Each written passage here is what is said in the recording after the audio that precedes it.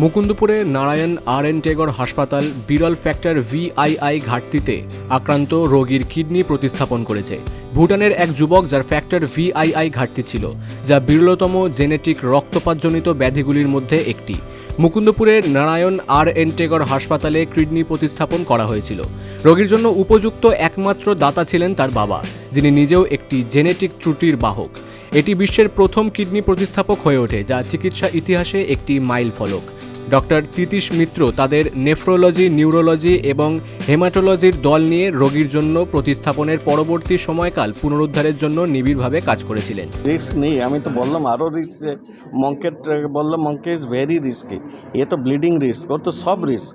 হ্যাঁ, আমরা তো রিস্ক নিই। আর যদি আমরা হায়েস্ট ট্রান্সপ্লান্ট করি ইন্ডিয়াতে, হায়েস্ট নাম্বার অফ ট্রান্সপ্লান্ট, আমরা 20 বছর ধরে ট্রান্সপ্লান্ট করছি। এই এক্সপিরিয়েন্স সঙ্গে আমরা যদি রিস্ক না নেব, কে নেবে?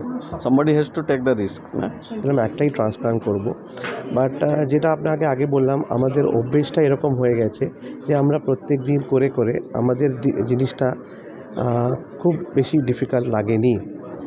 এটা কপাল বলুন, ওদের ভালো বলুন, ওদের ভালোবাসা বলুন, আমাদের বলুন, আমরা ডেডিকেটেডলি এই জিনিসটা করেছিলাম যে প্ল্যানিংটা আগে করে রেখেছিলাম যে কোন জায়গা থেকে মেইন ব্লিডিং পয়েন্টস হতে পারে, সেইগুলোকে লক্ষ্য রেখে দাতা এবং রোগী উভয় জীবনের ঝুঁকি নিয়ে একটি বিরল অস্ত্রোপচার করা হয়।